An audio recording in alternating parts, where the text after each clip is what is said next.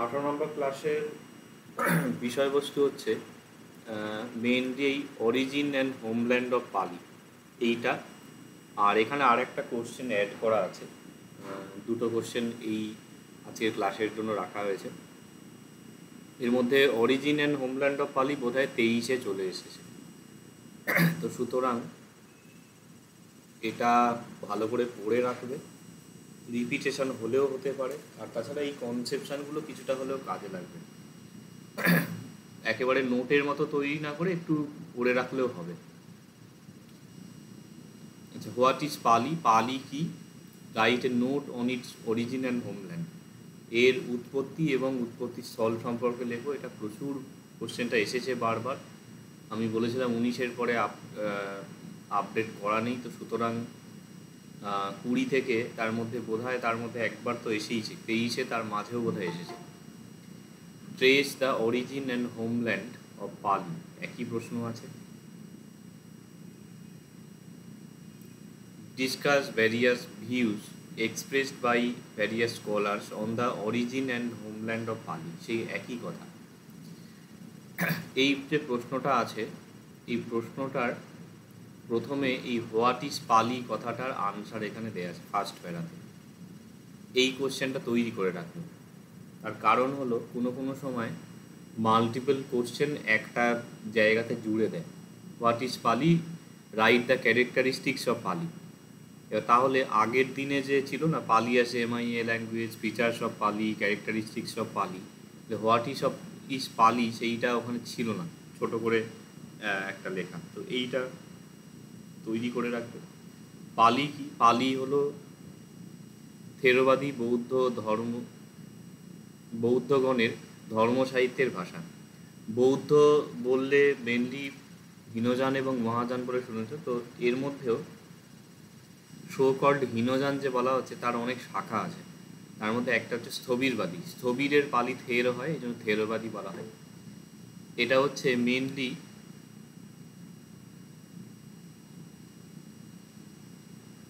তেইশে আসেনি, কবে এসেছে? 22-এ। রিসেন্ট কবে একটা এসেছিল? 21-এ। তাহলে তো এবারের জন্য ইম্পর্টেন্ট আছে। এটা খুব সুন্দর কোশ্চেন। কোয়েশ্চেনটা ছিল sir, write the note on the origin and homeland of পালি, 12 নম্বর। ঠিক আছে, এই কোশ্চেনটা আমি পরে বলে দিচ্ছি। বিষয় হচ্ছে যে হিস্ট্রি পোর্শনের লাস্ট ক্লাসে যেমন আমি আলোচনা করে দিয়েছিলাম কোন নোটটা ভালো, কোনটা থেকে ভালো নাম্বার পাওয়া যায় বা কোনটা আগে চুজ করা উচিত। অরিজিন অ্যান্ড হোমল্যান্ড অফ পালি হচ্ছে খুব সুন্দর লেখা নোট। এটা আমার মানে যে টোটাল লিঙ্গুইস্টিক্সের মধ্যে দুটো নোট সবচেয়ে ভালো। একটা হচ্ছে ওই ভাওয়েল চেঞ্জের একটা কোশ্চেন ছিল, সংস্কৃত ভাওয়েলস ইন পালি, যেটা আগের দিনে ক্লাসে ছিল। আর এইটা অরিজিন অ্যান্ড হোমল্যান্ড অফ পালি, এই দুটো লেখা খুবই সুন্দর লেখা। এটার মানে যতখানি ইনফরমেশন আছে, বাংলা যে লিঙ্গুইস্টিক্সের বইগুলো আছে, ভাষাবিদ্যা পরিচয়, সংস্কৃত প্রাকৃত ভাষার ক্রমবিকাশ, পালি ভাষাতত্ত্ব, লিপিবিদ্যা, আরও আছে রামেশ্বর সাহের বই আছে, সাধারণ বাংলা ভাষা ও সাধারণ ভাষা বিজ্ঞান, খুচরো খাজারও তো বই আরও বেরিয়েছে নতুন। কোনো বইতে এতটা জিনিসপত্র লেখা নেই। যাই হোক, তাহলে ভালো করেই দেখা যাক। তো পালি হলো স্থবিরবাদী বৌদ্ধদের ভাষা। স্থবিরবাদী বৌদ্ধ বলতে মূলত Sri Lanka, Myanmar, Thailand, Laos, Cambodia, কিছুটা ভিয়েতনাম, আর ওই ইন্দোনেশিয়া, মালয়েশিয়ার কিছু কিছু জায়গায় আছে। তো এই জায়গার যে সাউথ ইস্ট এশিয়ার যে বুদ্ধিস্ট যারা, তারা হচ্ছে থেরবাদী বৌদ্ধ। তো এদেরই ধর্ম সাহিত্য পালি ভাষায় আছে এবং তাদের তার মানে এই না যে এটা ভারতের বাইরে, কেননা তোমরা অলরেডি পড়েছ যে বুদ্ধদত্ত সাউথ ইন্ডিয়ার ছিলেন, ধর্মপাল বলে আরেকজন কমেন্টেটর ছিলেন, তিনি সাউথ ইন্ডিয়ার ছিলেন। তারপর আমার ব্যাকরণ সাহিত্য নিয়ে PhDর কাজ আছে, তো সেখানে অনেক বৈয়াকরণ আছে। বুদ্ধপ্রিয় দীপঙ্কর বলে একজন ছিলেন, তিনি সাউথ ইন্ডিয়ার। আরও বহু স্কলার আছেন, তারা সাউথ ইন্ডিয়ার এই নাগাপট্টনম, কাবেরীপট্টনম, এই সব জায়গাগুলোতে তারা থাকতেন। ধর্মকীর্তি ছিলেন তিরুমালা, মানে তিরুপতি যে এখন আছে, ওখানটা আগে বোধহয় চূড়ামণি নাম ছিল, সেখানের উনি ছিলেন, মানে কোনো একটা বৌদ্ধ বিহারে থাকতেন। যাই হোক, তো এই জায়গার হচ্ছে স্থবিরবাদী বৌদ্ধ বা থেরবাদী বলা হচ্ছে।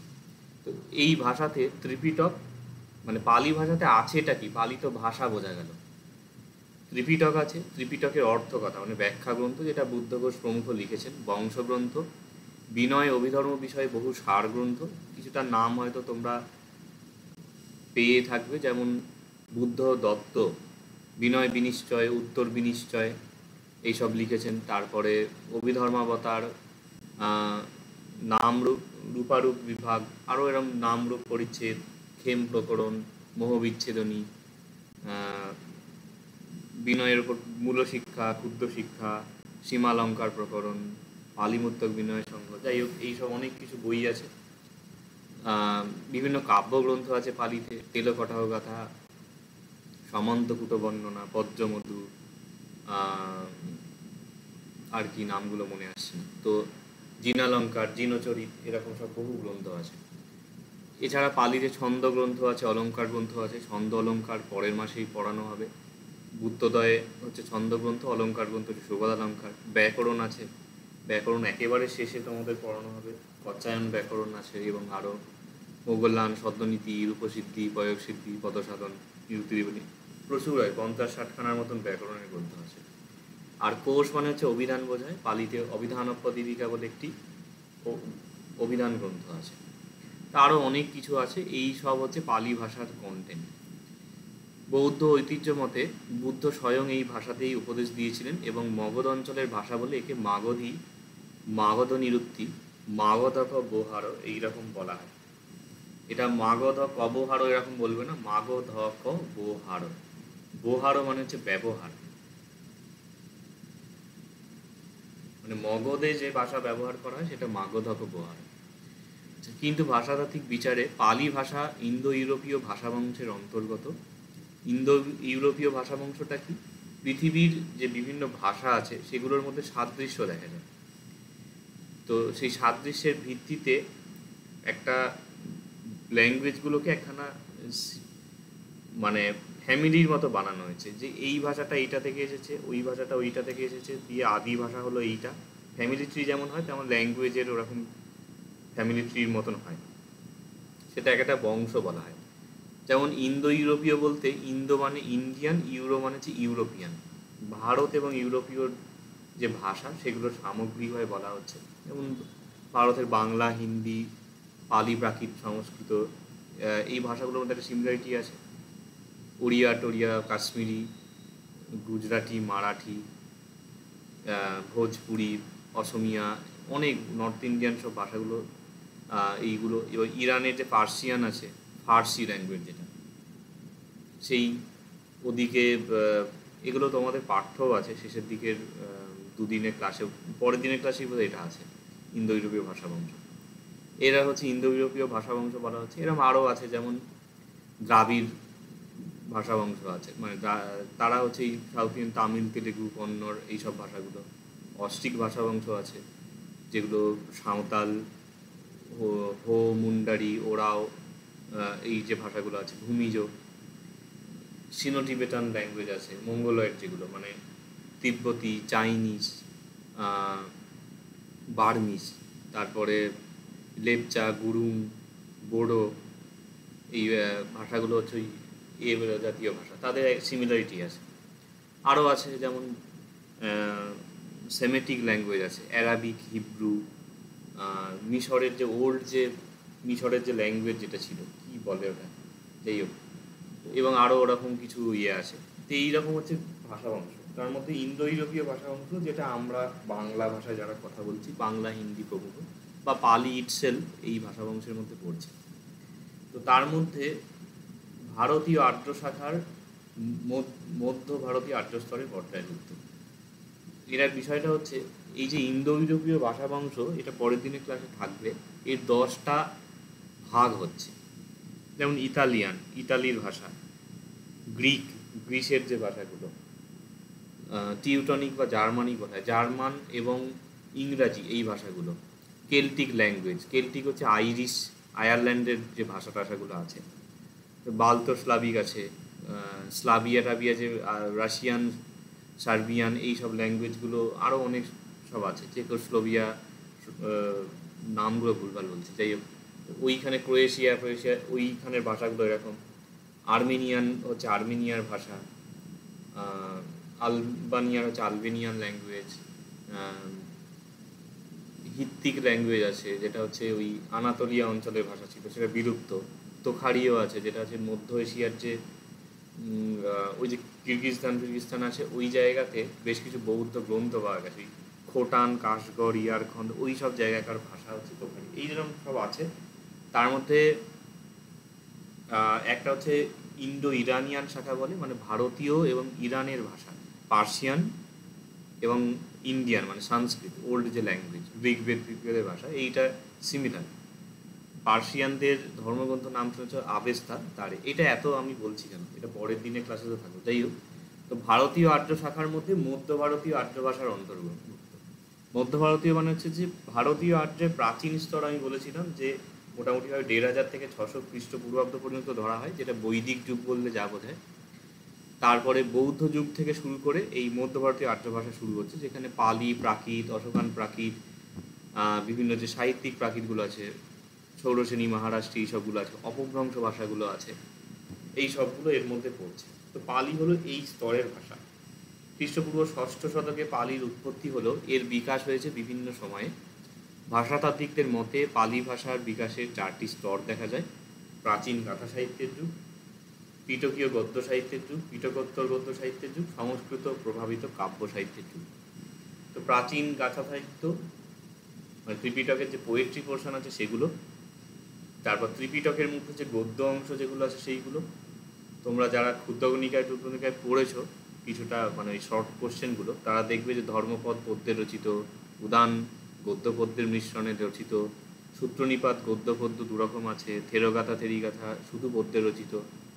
জেনারেলি পোয়েট্রি পোর্শনটাকে একটু প্রাচীন বলে ধরা হয়, গদ্য পোর্শনটা হচ্ছে একটু পরে।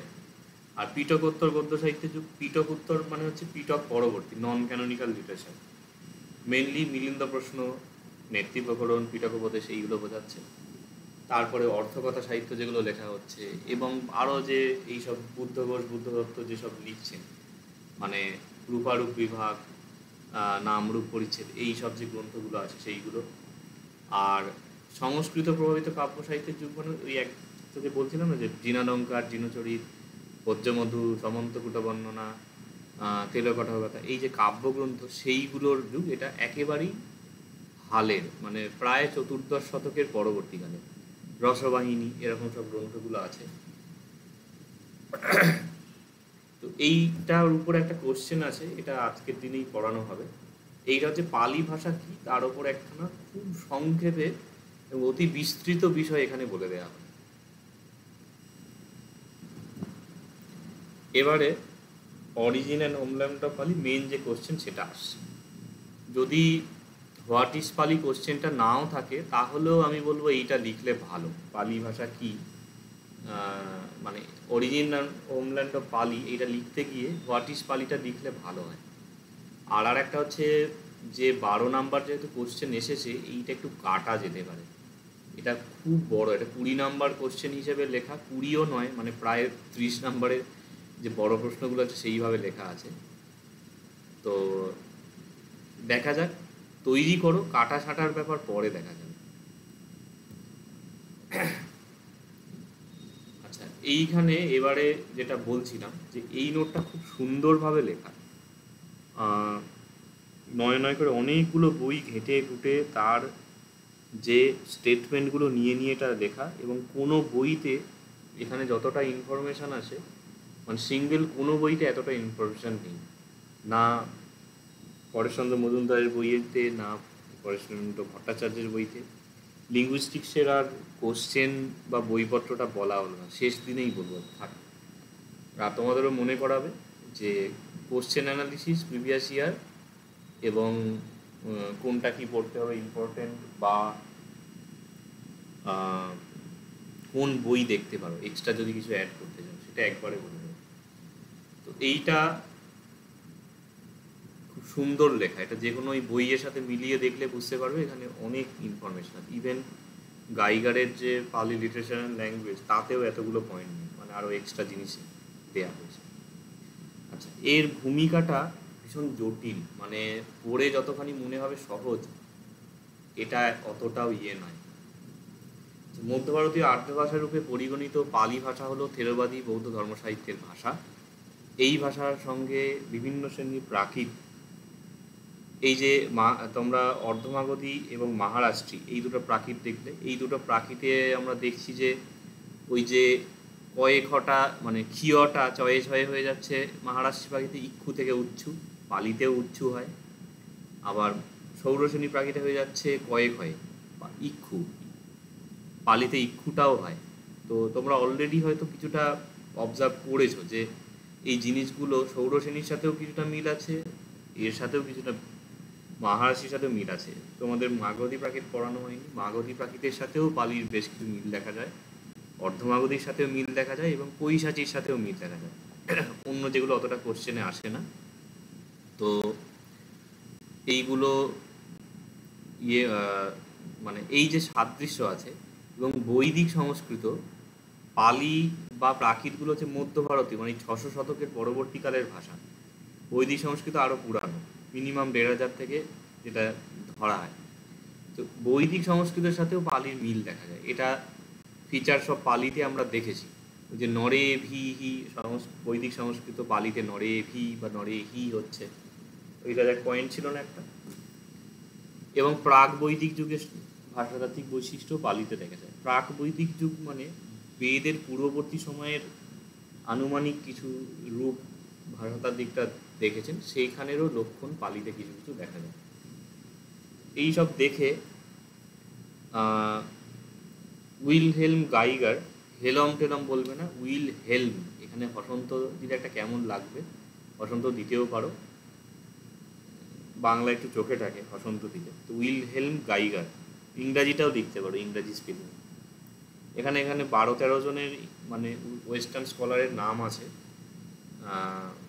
ওগুলো সব বাংলাতেই লিখেছি। আমার গ্র্যাজুয়েশনের সময় ইংরাজিতেই নামগুলো থাকতো, তারপর দেখলাম যে ইংরাজি বানান প্রচুর ভুল হচ্ছে।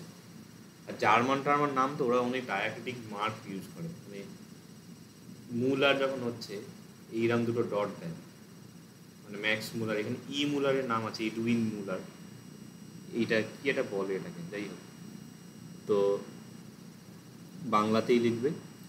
তো গাইগার বলছেন খুনস প্রাকে, এটা ওয়ার্ডটা হচ্ছে এটা জার্মান ওয়ার্ড, খুনস স্প্রাখে এরকম উচ্চারণ হয়। এই খটা আমার বাংলার মতন খ না, ওদের আলাদা উচ্চারণ হয়। তো এইটি অর্থ হচ্ছে যে বিভিন্ন উপভাষার মধ্যে একটা শিষ্ট ভাষা।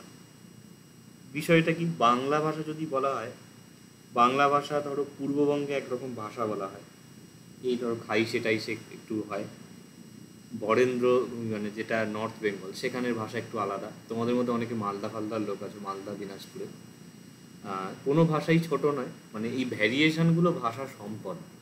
এটা যারা ভাষাতত্ত্ব নিয়ে পড়েছে তারা জানে যে ভ্যারিয়েশনগুলো হলে সেটা নাহলে সব মোনোটোনাস হয়ে যেত একই রকম যদি ভাষা হতো। আর ঝাড়খণ্ডের দিকে যে ভাষা আছে, ঝাড়খণ্ড সংলগ্ন যে বাংলা, মানে পুরুলিয়া, বীরভূমের একদম যে ওয়েস্টার্ন পার্টগুলো, পুরুলিয়া, ওই বেলপাড়ি পশ্চিম মেদিনীপুরের যে অংশগুলো আছে ঝাড়গ্রামে, ওখানে আবার একটু হিন্দি প্রভাবিত কিছুটা ঝাড়খণ্ডী উপভাষা দেখা যায়। তো তাহলে বাংলা ভাষা বললে অনেক ভ্যারিয়েশন আছে। তো সেই ভ্যারিয়েশনগুলোর মধ্যে মান্য বাংলা কোনটাকে ধরায়, যেটা রাঢ়ী উপভাষা যেটা আছে, রাঢ়বঙ্গের মানে আমাদের যে গাঙ্গেয় দক্ষিণবঙ্গ যেটা, সেইখানের ভাষা। অবিভক্ত যে বঙ্গ যদি বলা হয় ভারতবর্ষ এবং বাংলাদেশে, ইনক্লুডিং ত্রিপুরা, যেখানে বাংলা ভাষা বলা হয়। এবং আরও মজার বিষয়, মিয়ানমারের যে আরাকান প্রদেশ আছে, আরাকানের ল্যাঙ্গুয়েজেও কাইন্ড অফ বাংলার একটা ভ্যারিয়েশন, আরাকানিজ যে ল্যাঙ্গুয়েজ আছে। আরাকানের পালি নাম হচ্ছে রক্ষঙ্গ, ওই রক্ষঙ্গ থেকে ওয়ার্ডটা বিবর্তিত আরাকান হয়েছে, বা ওই রাখাইন বলেন ওই জায়গায়, রাখাইন প্রদেশ, ঝামেলা টামেলা হচ্ছে ইত্যাদি, যাই হোক। তো ওই রাখাইন শব্দটা পালি রক্ষঙ্গ থেকে আসছে। তো এই সামগ্রিক যে অঞ্চল, এখানের ভাষা হলো বাংলা, এবং তার এই বিভিন্ন ভ্যারিয়েশনের মধ্যে এই রাঢ়বঙ্গের ভাষাকে প্রাধান্য দেওয়া হয়েছে। এটার মেন কারণ যে এইখানের যেহেতু ইংরেজদের রাজধানী ছিল কলকাতার ভাষা মান্যতা পেয়েছে।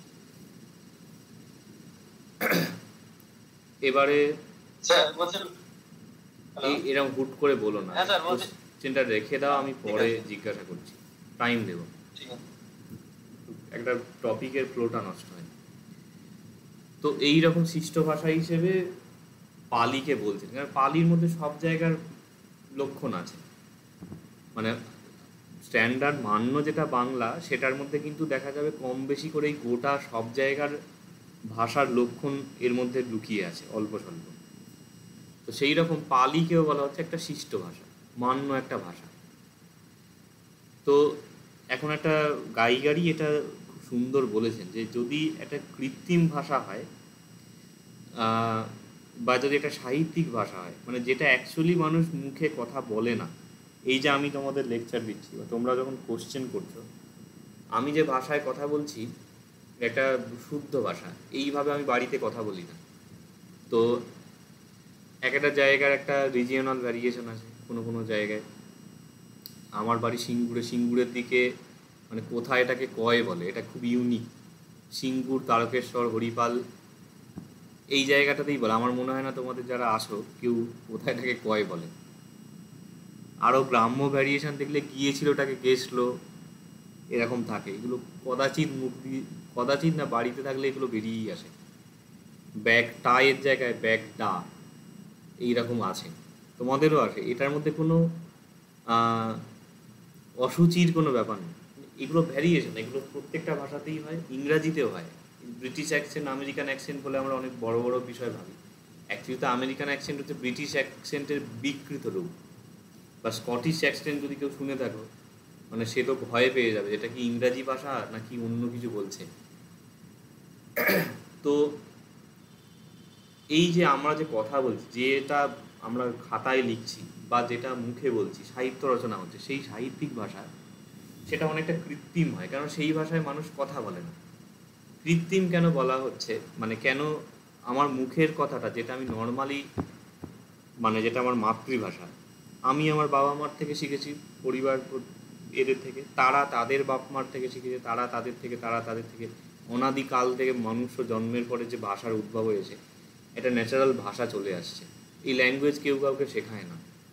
কিন্তু যে ভাষায় আমরা লিখি, সেটা ইংরাজি হোক বা স্ট্যান্ডার্ড বাংলা হোক, হিন্দি হোক, তার আগে মুঘল আমলে ফার্সি হতো, তার আগে সংস্কৃত, প্রাকৃত চলতো, অশোকের ইনস্ক্রিপশনগুলো প্রাকৃতে লেখা, এইগুলো সব হচ্ছে এই সাহিত্যিক ভাষা, কৃত্রিম। এই ভাষায় মানুষ কথা বলে, কথা বলার ভাষাতে একটু ভ্যারিয়েশন আছে। তো এই ভাষা সাহিত্যিক বা কৃত্রিম হলো, এর মধ্যে কিন্তু সম্ভাব্য বিভিন্ন উপভাষা থেকে উপাদান সংগ্রহ করা হয়। মানে এই যে আমরা বাংলা যেটা বলছি, এটা অ্যাকচুয়ালি রাঢ়ী উপভাষা থেকে আসছে, মানে রাঢ়ীর থেকে সবচেয়ে বেশি বাংলা মেটেরিয়াল সংগ্রহ করা হয়েছে। ইংরাজি ভাষাটার আজকের দিনে British accent, American accent, Scottish accent, হেন তেন, আরও ইন্ডিয়ান অ্যাকসেন্ট বলেও চালু আছে নানান রকম, ভারতীয়রা যেভাবে ইংরাজি বলে। তো হলে কি হবে, ইংরাজি তো ভারতের ভাষা না, সে ইংল্যান্ডেরই ভাষা। তো ইংল্যান্ডের যে কথ্য ভাষা মানুষ যেভাবে কথা বলে, তার সাথেই সবচেয়ে বেশি সাদৃশ্য। ইংরাজি ভাষাতেও তো বাজার, লুট, তারপরে এরকম অনেক শব্দ আছে না যেগুলো নতুন নতুন অ্যাড হয়। তো দারোগা শব্দগুলো বোধহয় ইংরাজিতে ইউজ হয়। তো হলে কি হবে, তাহলে কি ইংরাজি ভারতের ভাষা না? ইংরাজি সবচেয়ে বেশি জিনিস ইংল্যান্ড থেকেই নেওয়া হচ্ছে। তাহলে পালির ভাষা মানে মূল উৎপত্তিটা কোথা থেকে, মানে পালি সবচেয়ে বেশি লক্ষণ কোন জায়গাকার ভাষা দেখা যায়?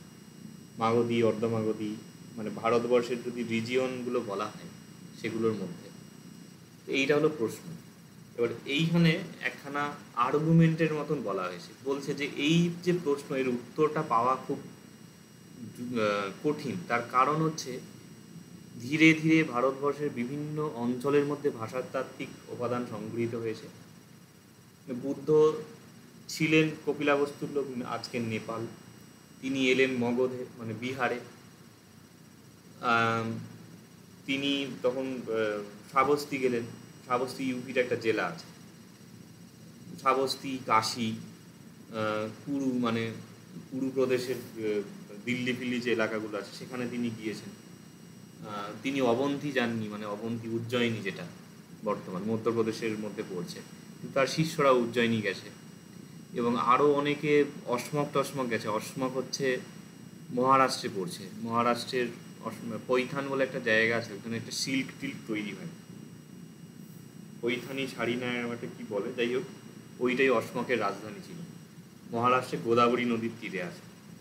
তো বিষয় হলো যে এই যে একটা বিস্তৃত ভারতবর্ষ, তার বিভিন্ন জায়গা থেকে উপাদানগুলো নেওয়া হয়েছে, এই জন্যই আমরা ইক্ষু উচ্চ সবগুলো পাচ্ছি পালিতে। এবং দীর্ঘকাল সেটা শ্রুতির আকারে চলেছে। শ্রুতি অর্থে বেদকে বলা হয় যে যেটা কণ্ঠস্থ করে রাখা হয়, মানে লিখিত ছিল না। এবং সেটার টাইম পিরিয়ড মোটামুটি 400। বুদ্ধের পরিনির্বাণের পরে প্রথম সঙ্গীতি হলো, সংকলন হলো বৌদ্ধ শাস্ত্র, দ্বিতীয় সঙ্গীতি হলো, তৃতীয় সঙ্গীতি হলো, তখনও লেখা হয়নি। তারপরে খ্রিস্টপূর্ব 100 শতকে বর্তগামনী অভয় শ্রীলঙ্কার রাজা ছিলেন, তিনি প্রথম লেখালেন। আর নর্থ ইন্ডিয়ায় কনিষ্কের সময়ে প্রথম লেখা হলো, সেটাই 78 খ্রিস্টপূর্ব, মানে প্রায় 400-500 বছর পরে লেখা হয়েছে। এখন তখনকার দিনে তো টেক্সটগুলো অ্যাজ সাচ আজকে আমরা যেমন বই ভাবছি সেইভাবে হতো না। বেদ যেমন বলা হচ্ছে, বেদ বা ত্রিপিটক, এটা একটা নলেজ হিসেবে বলা হতো, মানে এইটা এই রকমই লেখা আছে, এইটাই হলো এই রকম না, মানে এই টপিকের ওপর একখানা নলেজ। এই জন্য ভারতবর্ষে দেখা যায় এগুলোর ভ্যারিয়েশন তৈরি হয়েছে। বৌদ্ধদের মধ্যেও দেখা যাচ্ছে যে মানে স্থবিরবাদী ত্রিপিটক, সর্বাস্তিবাদী ত্রিপিটক, লোকোত্তরবাদী ত্রিপিটক, এরকম ভ্যারিয়েশন হচ্ছে। বেদের ক্ষেত্রেও যারা একটু পড়াশোনা করছে দেখবে শাখা বা চরণ বলা হয়।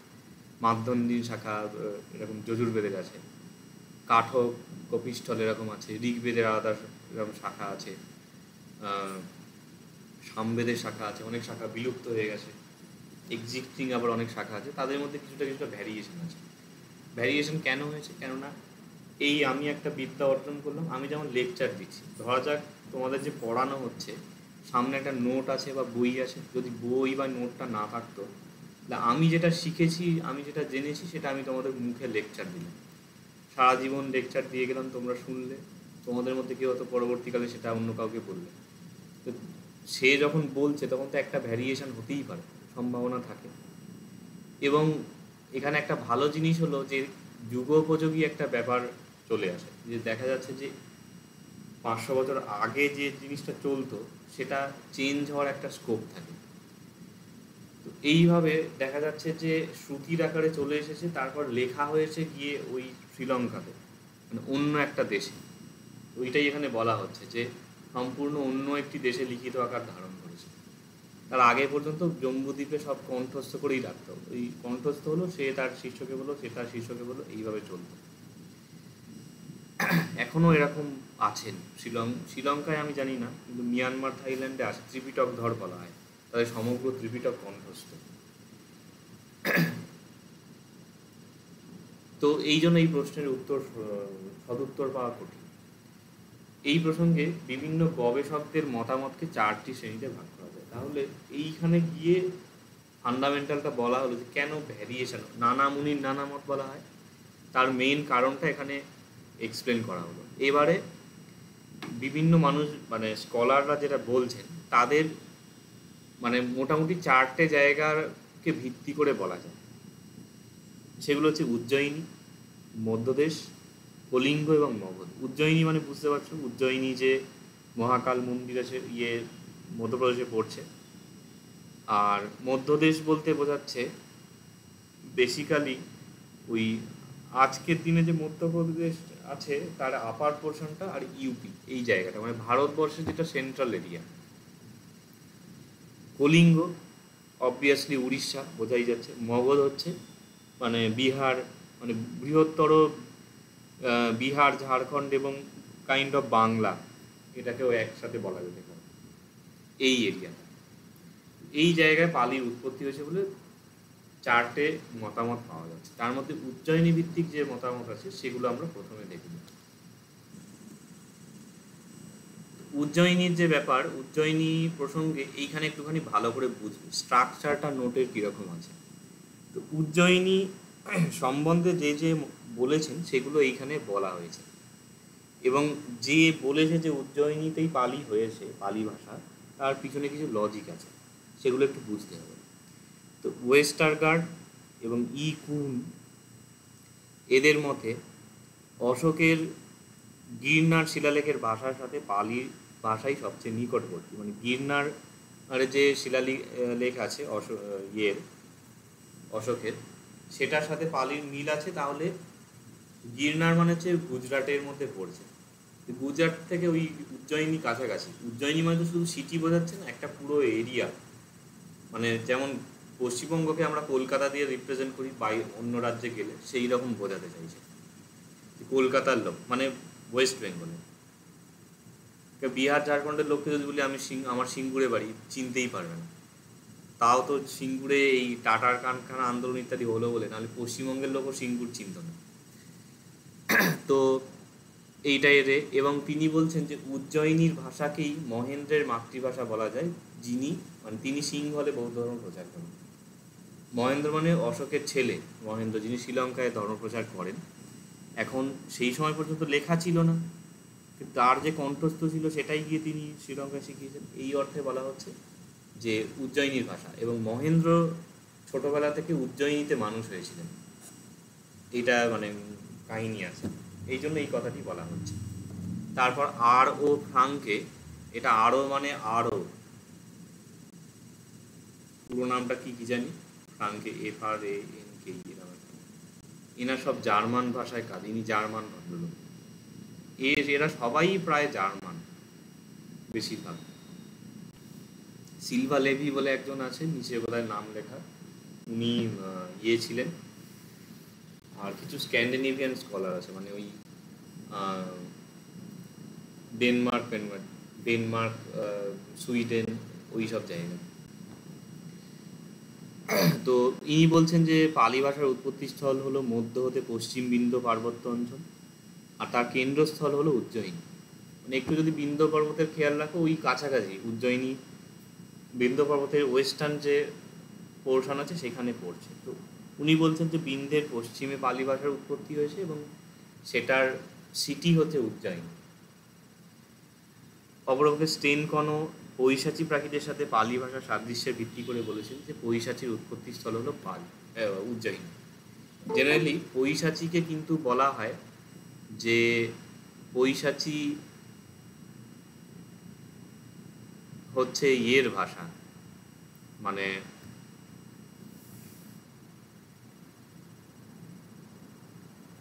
কাশ্মীর, পাঞ্জাব, ওই এলাকার ভাষা হচ্ছে পৈশাচী। তো পৈশাচী ভাষার এটা উনি চেঞ্জ করে বলছেন না, বিন্ধ্য অঞ্চলে বা উজ্জয়িনী অঞ্চলে পৈশাচী ভাষা তৈরি হয়েছিল, সুতরাং এইখানের হলো এইটা, মানে পৈশাচী থেকে পালি সিমিলারিটি আছে, তাহলে পালিও এই জায়গার ভাষা। এরপরে অধ্যাপক সুকুমার সেনের মতে অশোকের শিলালেখে প্রাচ্যমধ্যা ও প্রাচ্যা এই দুই উপভাষার মিলনে উৎপন্ন শিষ্ট ভাষা পালির উৎপত্তিস্থল ছিল সম্ভবত উজ্জয়িনী। সুকুমার সেনের নাম শুনেছে, কলকাতা বিশ্ববিদ্যালয়ের অধ্যাপক ছিলেন এবং তিনি ভাষাতাত্ত্বিক।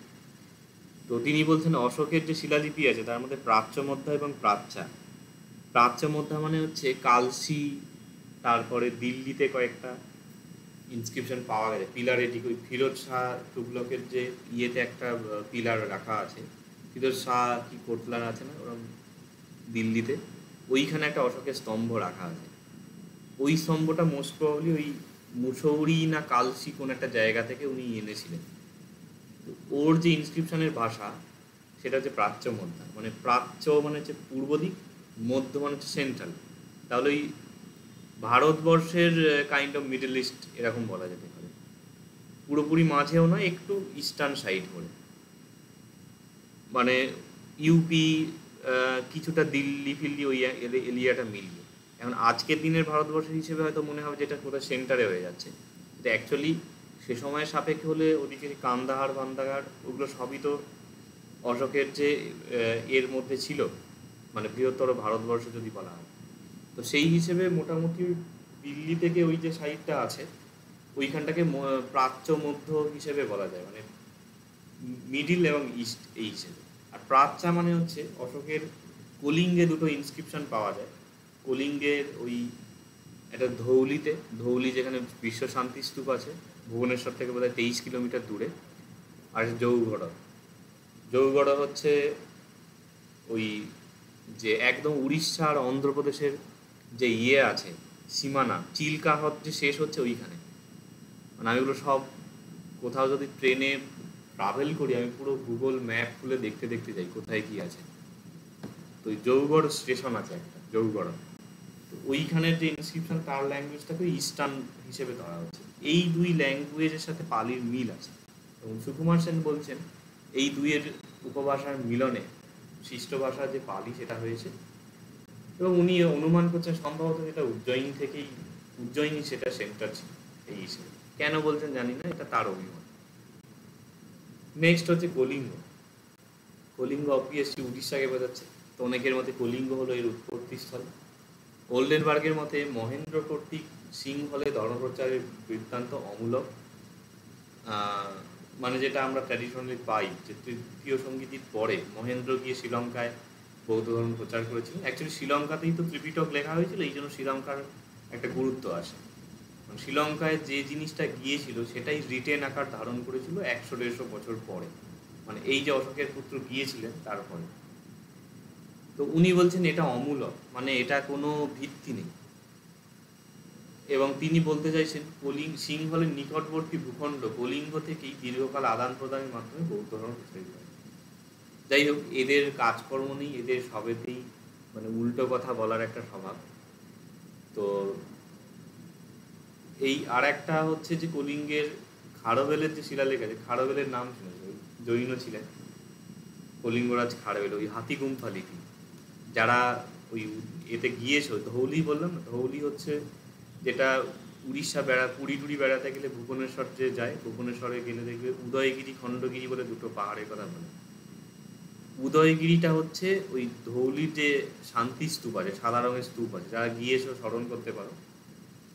আমি বোধহয় 2 বার গিয়েছিলাম। যাই হোক, তো ওই যে স্তূপ আছে ওই পাহাড়টাতেই ধৌলি ইনস্ক্রিপশনটা আছে।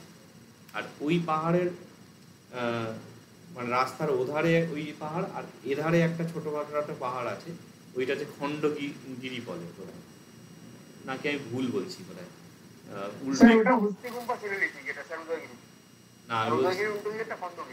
হ্যাঁ, ওইটাই আমি ওটাই বললাম, রিভার্সে বলছি। খণ্ডগিরিতে হচ্ছে অশোকের ইনস্ক্রিপশনটা আছে। আর উদয়গিরি যেটা আছে, যেখানে কেভ আছে, বিভিন্ন পাহাড় কেটে করা আছে, ওইখানে হাতিগুম্ফা লিপিটা আছে। সৌভাগ্যবশত আমি চোখে দেখেছিলাম, খুব একটা ভালো মনে, ক্লাস 10-এ পড়ি তখন দেখেছিলাম। আর মজার বিষয়, আমাদের গ্র্যাজুয়েশনে এটা পাঠ্য ছিল, খারবেল ইনস্ক্রিপশন। ওই নম অরিহন্তানাম এরম বলে শুরু হচ্ছে, দিয়ে ওনার পরে হচ্ছে। এটা কে বললে যে ইতিহাস আছে? অঞ্জন। শেষে না শুনিও এখন। হ্যাঁ, ক্লাসের মাঝখানে আমি পরে যাই হোক, তো ওইটার ভাষার সাথে সিমিলারিটি আছে পালি, এই জন্য ইনি বলছেন এরকম। এরপরে অপরপক্ষে মুলারের মতে, মুলার মানে ইংরাজির যেটা এডুইন মুলার বলে ওনার নাম। তো তিনি বলছেন বঙ্গদেশের রাজা সিংহবাহুর পুত্র বিজয় সিংহের সিংহল বিজয়ের উপাখ্যান অবান্তর। এটা ট্র্যাডিশনালি মানে শ্রীলঙ্কার যে বংশগ্রন্থ আছে সেগুলোতে বলা হয় যে শ্রীলঙ্কাতে আগে সব যক্ষটক্ষরা থাকতো।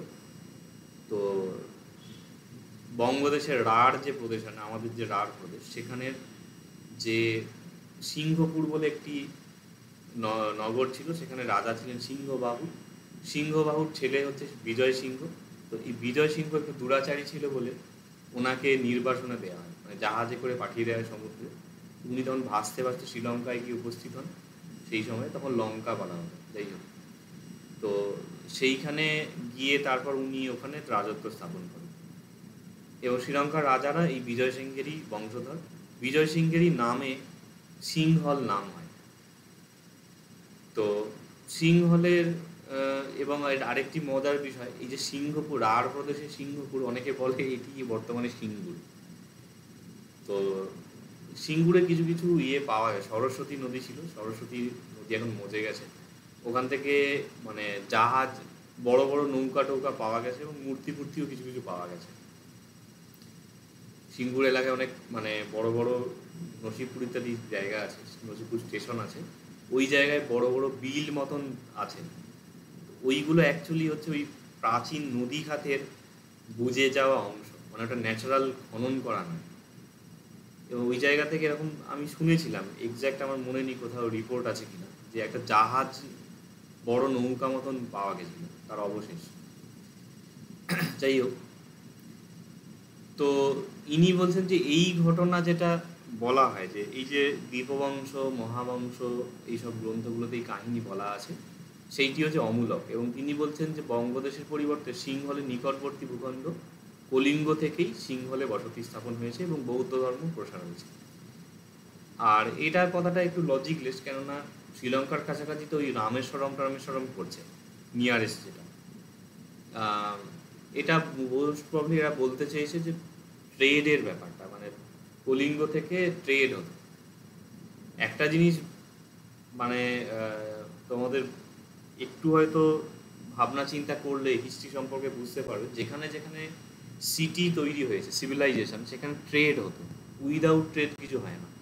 কেন পাটলিপুত্র ভারতবর্ষের একটা দীর্ঘকালীন রাজধানী ছিল মৌর্য যুগে এবং পরবর্তীকালে গুপ্ত যুগে, তার অন্যতম কারণ হলো পাটলিপুত্র হচ্ছে গঙ্গা এবং সোন নদীর সংযোগস্থলে, আর ওখানে গঙ্গা বিশাল বড়।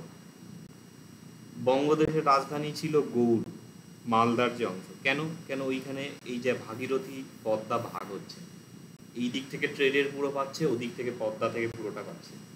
পূর্ববঙ্গে সেন আমলে রাজধানী ছিল সোনারগাঁ, সুবর্ণগ্রাম, যেটা সোনারগাঁও, ঢাকা বিক্রমপুর যে পড়ছে। কেন ওইখানে মানে আগে ব্রহ্মপুত্র নদী গিয়ে ওই সোনারগাঁওয়ের ওখানে মিশত পদ্মার সাথে, পুরো ওই আসাম ফাসামের ওইদিকে ট্রেডের এদিকের এটা পাচ্ছে। সব জায়গায় এটা একটুখানি মাথা লাগালেই দেখবে জিওগ্রাফির সাথে ওটা হয়ে যায়।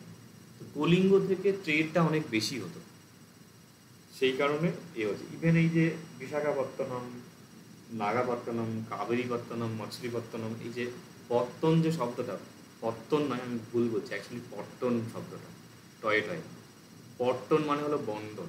পালিতেও পট্টন শব্দটা পাওয়া যায়। তো যাই হোক, এরা এইগুলোকে অস্বীকার করে বলছেন যে ট্র্যাডিশনাল যে কাহিনী, এইখানে ট্রেডের মাধ্যমে বা এই সব আদান প্রদানের মাধ্যমে বৌদ্ধ ধর্ম ওখানে গেছে এবং কলিঙ্গ থেকেই পালি ভাষাটা আলটিমেটলি এসেছে। এরপরে মধ্যদেশ।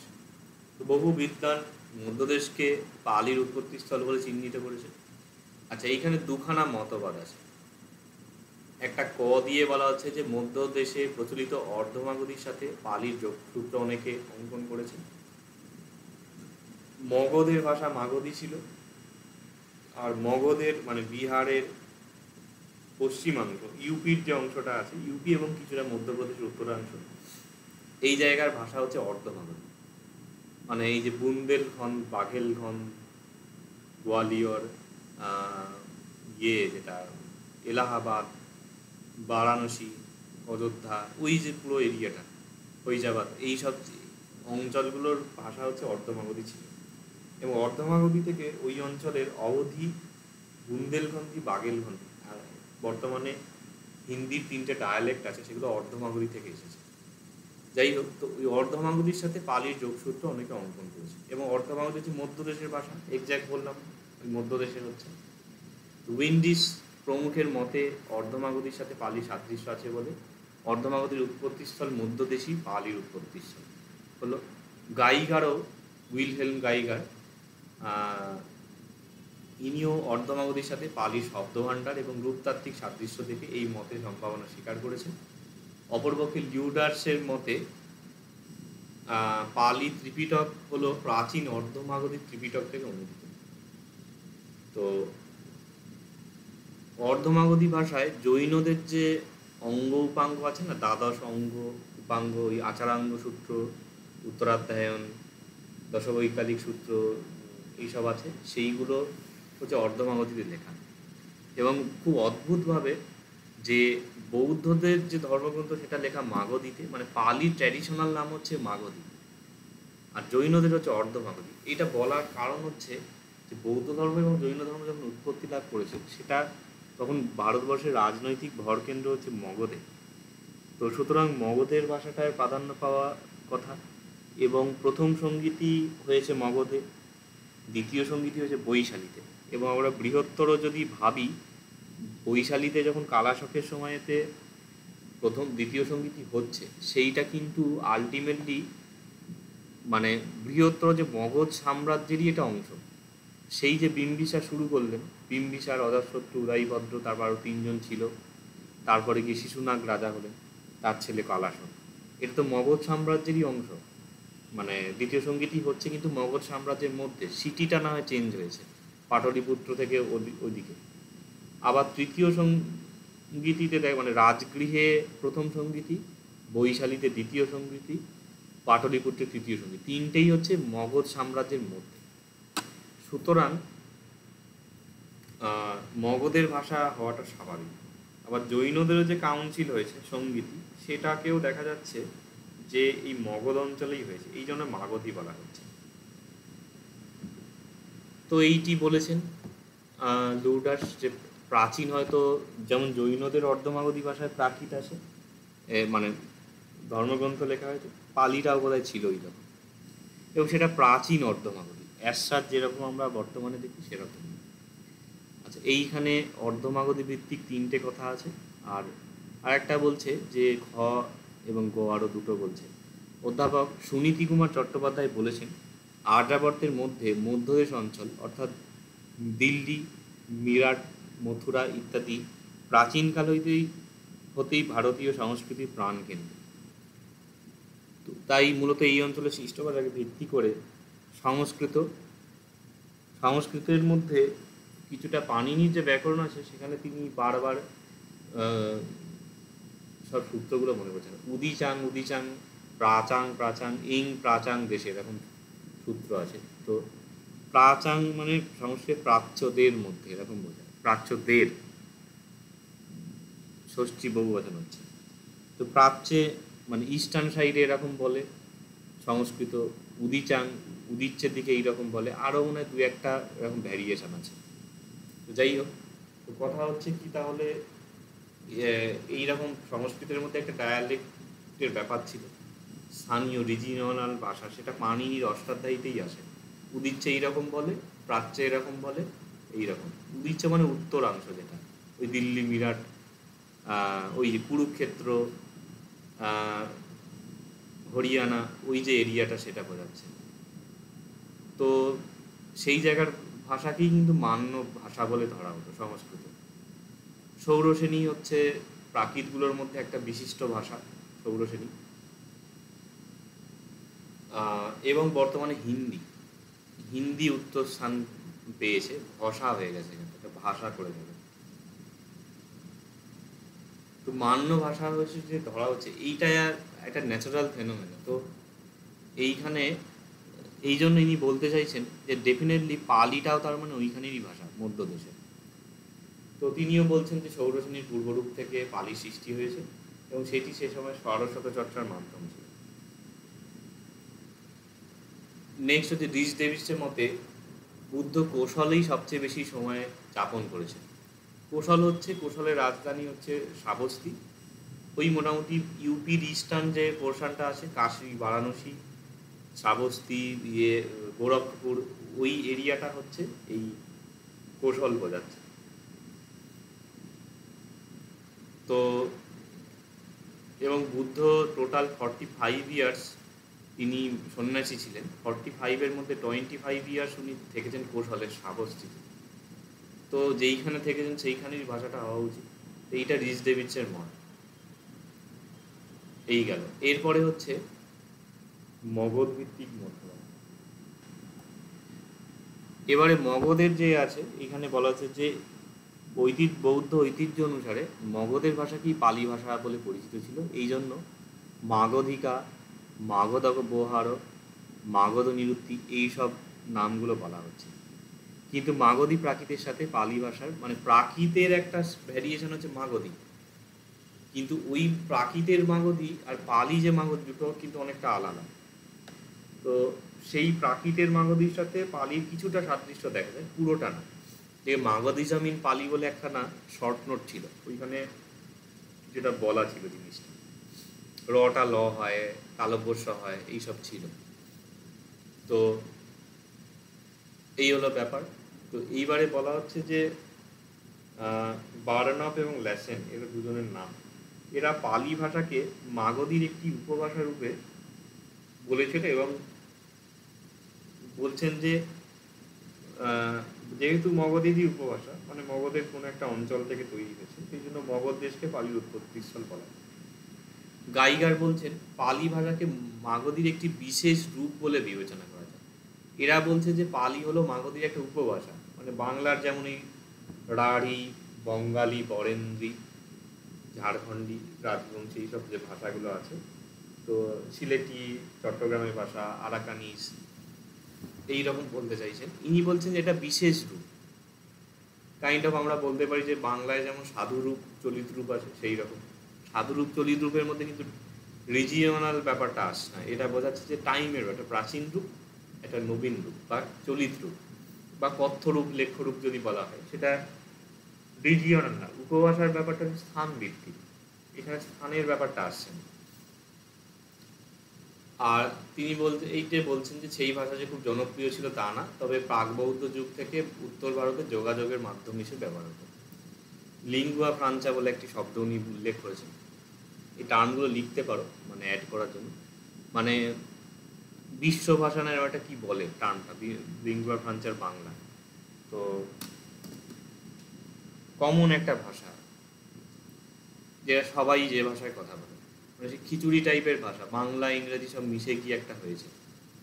এটা জেনারেলি যে জায়গায় ট্রেড হয় সেখানে এই জিনিসগুলো দেখা যায়, এটা ওটা সেটা ভাষা মিশে একটা কম্বাইন হয়ে যাচ্ছে। এবং পালিতে সত্যিই সেটা দেখা যায়, মাগধী, অর্ধমাগধী সবেরই ভ্যারিয়েশন পালিতে আছে। এইরূপ সৃষ্ট ভাষায় সাধারণত বিভিন্ন উপভাষার অনেকগুলি বৈশিষ্ট্য যুক্ত থাকলেও একটি সাদৃশ্য অধিক হয়, মানে কোনো একটা জায়গার সাথে মিল বেশি থাকে। এর সঙ্গে আমরা বলতে পারি বুদ্ধের পরিনির্বাণের পর প্রথম সঙ্গীতে বুদ্ধ বচনে যে সংকলন হয়েছিল তা আজকের মগধেই হয়েছিল।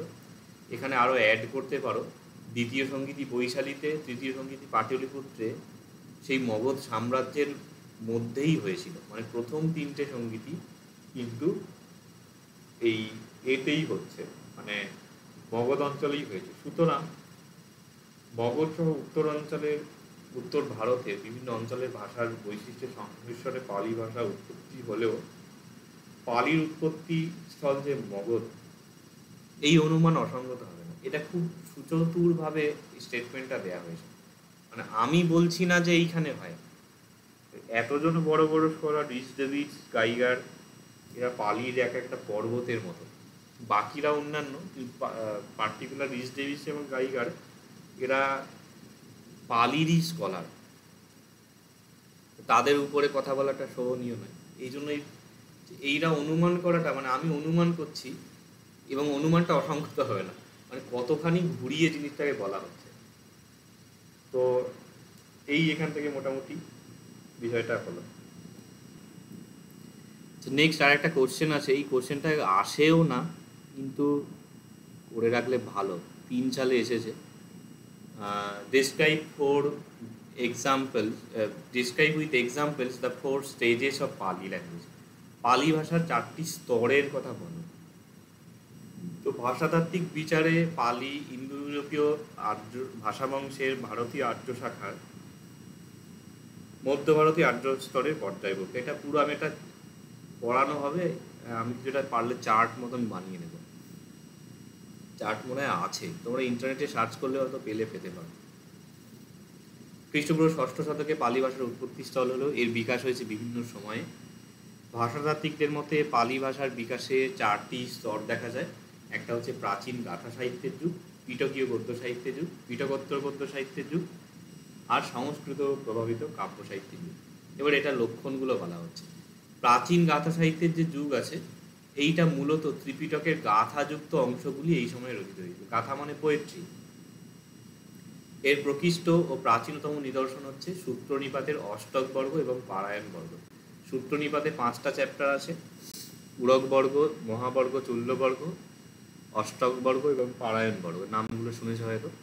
এই দুটো চ্যাপ্টার হচ্ছে প্রাচীন, এর ভাষা ভীষণ কঠিন। পরে উদান, ধর্মপদ, জাতক ইত্যাদি সংকলন হয়, থেরগাথা, থেরিগাথা এইগুলো সব আছে, অপদান, বুদ্ধবংশ, চরিয়া পিটক, মানে পোয়েট্রিতে লেখা যেগুলো আছে। এই স্তরের ভাষায় প্রাচীন ভারতীয় আর্যের বহু লক্ষণ দেখা যায়। প্রাচীন ভারতীয় আর্য বলতে সংস্কৃত বোঝাচ্ছে। তো মধ্য ভারতীয় আর্য শাখার বিপরীত বিষম ব্যঞ্জনে গঠিত যুক্তাক্ষর, মানে মধ্য ভারতীয় আর্য ভাষার যে কমন লক্ষণ, পালি আছে এমআইএ ল্যাঙ্গুয়েজ নোটে বলছে কি, যে কমন টেন্ডেন্সি হচ্ছে ডিসিমিলার ব্যঞ্জন যুক্তাক্ষরে সিমিলার হয়ে যায়। তয় রফলা, তয়ে তয়ে, দয় রফলা, দয়ে দয়, এরকম হয়। কিন্তু এই যে প্রাচীন শাখার যে ভাষা, এই যে গাথার যে ভাষা, সেখানে দেখা যায় অনেক যুক্তাক্ষর রক্ষিত হচ্ছে। যেমন শয়ে বয়, বয়ে রফলা, দয়ে রফলা, তয়ে রফলা, দয়ে বয়, এই সব এগুলো পালি শব্দ। স্বাক্ষাত, স্বাতন, ব্রাহ্মণ, ভদ্র, গদ্রব শব্দটা আমরা পেয়েছ ওই যে সিংহচম্ব জাতকে ছিল। উদ্রব, এরকম কিছু কিছু শব্দ আছে। দ্বাদশ, দ্বার, ভস্তা, ত্রস্ত, পুরোটা সংস্কৃত শব্দ, ছয়ে তয়ে ব্যবহার হচ্ছে। ছয়ে তয়ে কি হয়, তয়ে থয়ে হয়ে যায়, হচ্ছে না। তয় রফলা, তয়ে তয়ে হবার কথা, হচ্ছে না। আবার রূপতাত্ত্বিক বিচারে বৈদিক প্রয়োগ পাওয়া যায়। বৈদিক প্রয়োগের ব্যাপারটা তোমরা দেখেছো, পালি আছে এমআইএ ল্যাঙ্গুয়েজে ছিল, যে নরাছে, নরেহি, নরেভি, ববু, বজগাম, লিটের প্রয়োগ, লভতে, যজস্ব, আত্মনেপদের প্রয়োগ, এই সবগুলো দেখা যায়। আরও কিছু এখানে দেয়া হয়েছে, যেমন এখানে বলছে যে প্রাচীন প্রয়োগ অকাশী, অর্বাচীন প্রয়োগ হচ্ছে অকরি। মানে পালি ভাষায় এইটা একটুখানি সুন্দরভাবে বুঝে নাও জিনিসটা।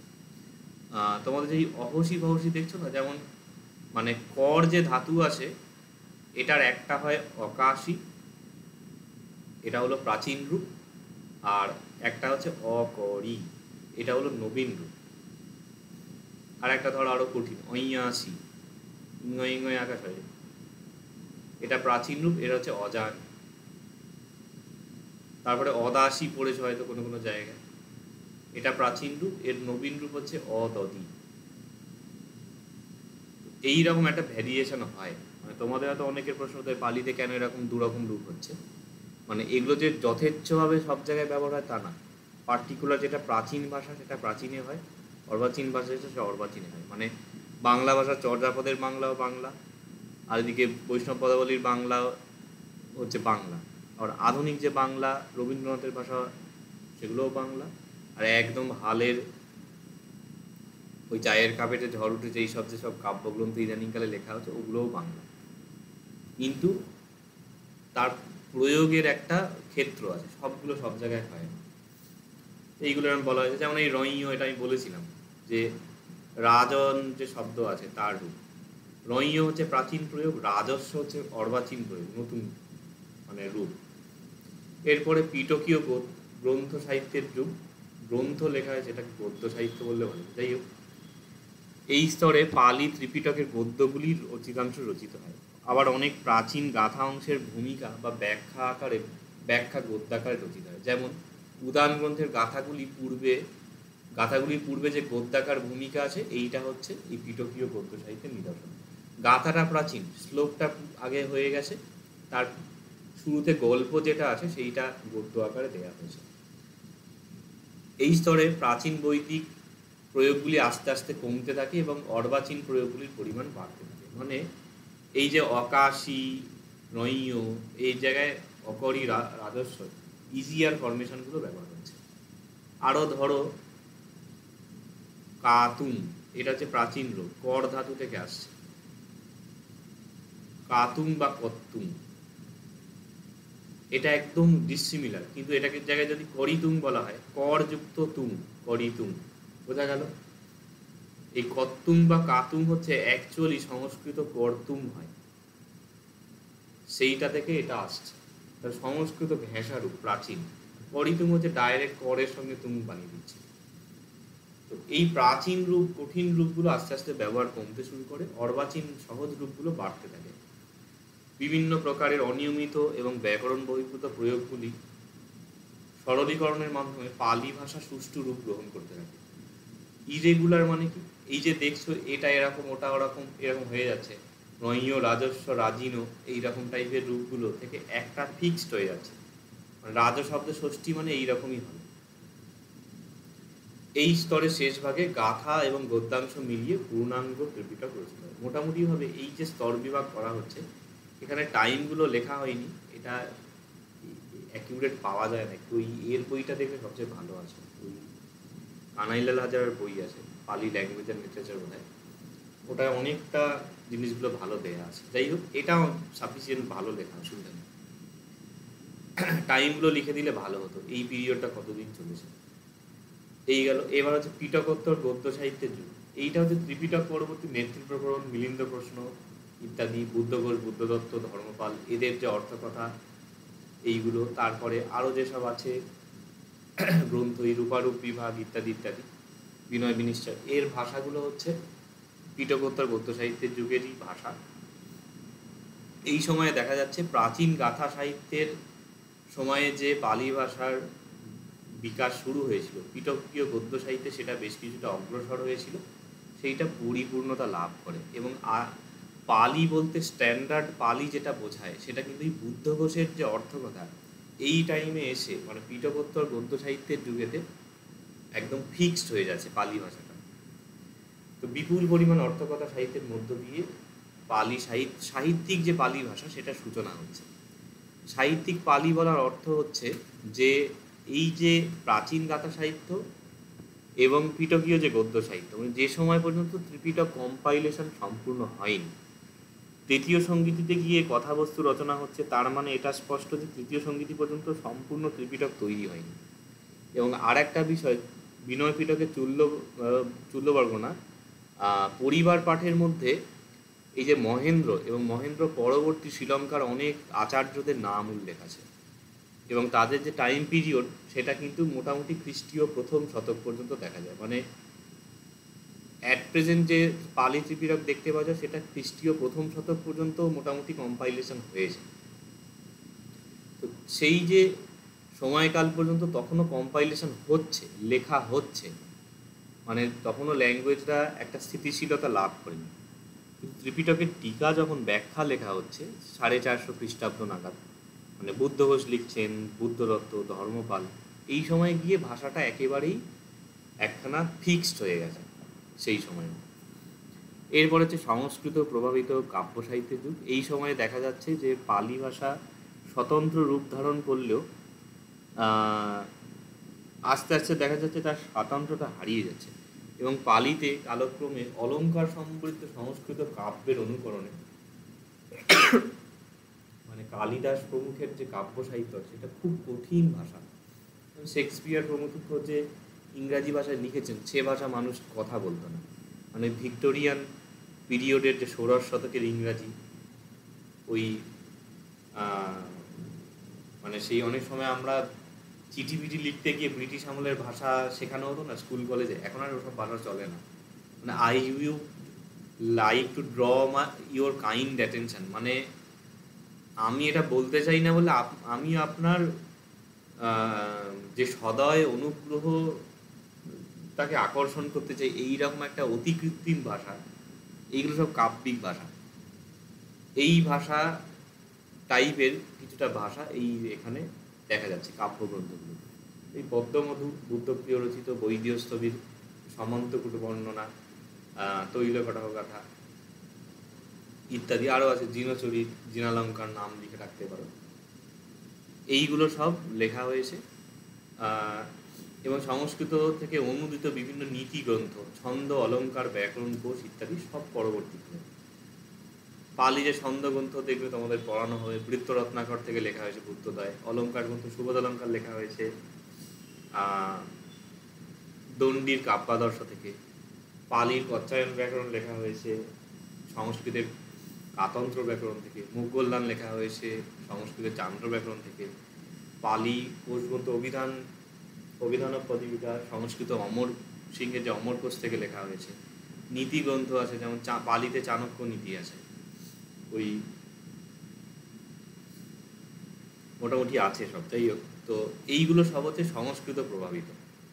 আর শেষে যেটা বলছে যে পালি ভাষার যে যুগবিভাগ করা হয়েছে এগুলো অনুমানের ভিত্তিতে, তাই নিশ্চিতভাবে এই বিভাগগুলি সর্বজন গ্রাহ্য নয়। প্রথমত ত্রিপিটকের বিভিন্ন অংশগুলি ঠিক কোন সময় রচিত হয়েছে তা জানা যায় না, তাই গাথা অংশের যে গদ্য অংশের চেয়ে প্রাচীন এমন বলা সম্পূর্ণ যুক্তিসঙ্গত নয়। আবার এক স্তরের বৈশিষ্ট্যগুলি অন্য স্তরে নির্দিষ্ট স্তরে সীমাবদ্ধ নয়। মানে এই যে আমরা বললাম প্রাচীন রূপ, রঞ হচ্ছে প্রাচীন রূপ, মানে রাজন শব্দের ষষ্ঠী এক বচন হচ্ছে কাতুং, এটা প্রাচীন রূপ। এইটা কি শুধুই গদ্য সাহিত্য মানে গাথা সাহিত্যে দেখা যায় নাকি পরে দেখা যায়? অবশ্যই দেখা যায়। একদম লাস্ট পিরিয়ডে এই যে পদ্যমধু সেখানেও এগুলো কিছু কিছু ক্ষেত্রে দেখা যায়। সুতরাং ওইভাবে ঠিক ফিক্সড করে কিছু বলা যায় না। তো এইখানে এটা যে যুগবিভাগ যেটা করা হয়েছে সেটাকে একটা সমালোচনা মোটামুটি করা হচ্ছে।